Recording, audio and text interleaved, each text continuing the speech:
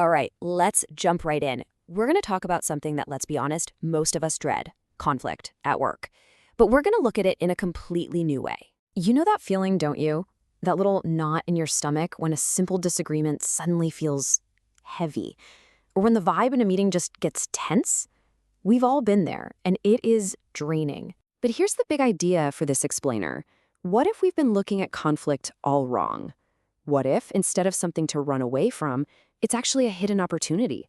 An opportunity for growth, for new ideas, and yeah, even for stronger teams. That's right. When you handle it the right way, conflict isn't a bug in the system, it's actually a feature. It's a sign that people are passionate and engaged enough to have their own perspectives. And that, right there, is a very powerful thing. And the payoffs for getting this right are just massive. I mean, think about it. Enhanced creativity, that doesn't come from everybody nodding along in agreement. It comes from different ideas bumping up against each other to create something even better. Improved relationships, that happens when you get through a tough conversation and come out on the other side with more respect and understanding. And increased engagement, well, that's what happens when people feel safe enough to speak their minds. They lean in, they get more invested. Okay, so here's the crucial part. Not all conflict is good conflict. There is a huge difference between a productive debate and just a destructive fight. You gotta know the rules of engagement. And this, right here, is the line in the sand. See, healthy conflict is always focused on the issue. It's about talking openly and, most importantly, being willing to actually listen. The second it shifts over to being about personalities, to personal attacks, that's when you've crossed into the danger zone. That's when people just shut down. So how do we make sure we stay on that healthy, productive side of the line? Well, luckily, there's a playbook, a sort of universal step-by-step guide you can use for almost any disagreement to keep things on track. This process is your roadmap. It all starts with step 1, the one most people skip. Just acknowledge that the conflict exists. Don't let it simmer under the surface. Then you set a meeting. This is so important. It takes the conversation out of the hallway where things can get emotional and rushed and signals that you're taking it seriously. Now, step 3 is the absolute game changer. Listen actively. This doesn't mean just waiting for your turn to talk. It means your only goal is to understand where the other person is coming from. Once you both feel heard, you can move on to finding your common goal. From there, and only from there, can you start exploring solutions together. And of course, a quick follow-up later on makes sure you're both still on the same page.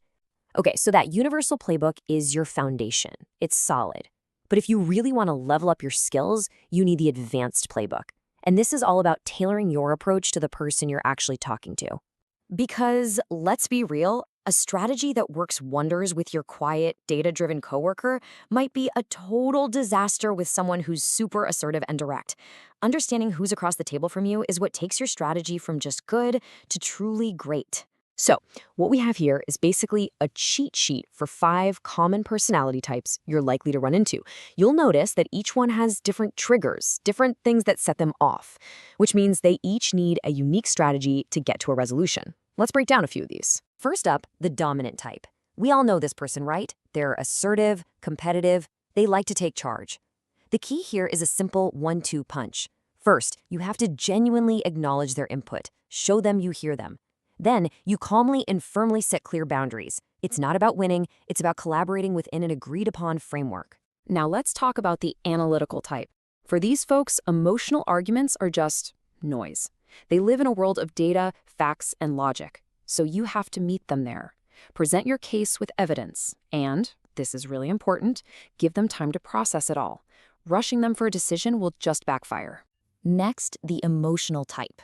For these colleagues, the feelings surrounding the conflicts are every bit as important as the facts of the matter.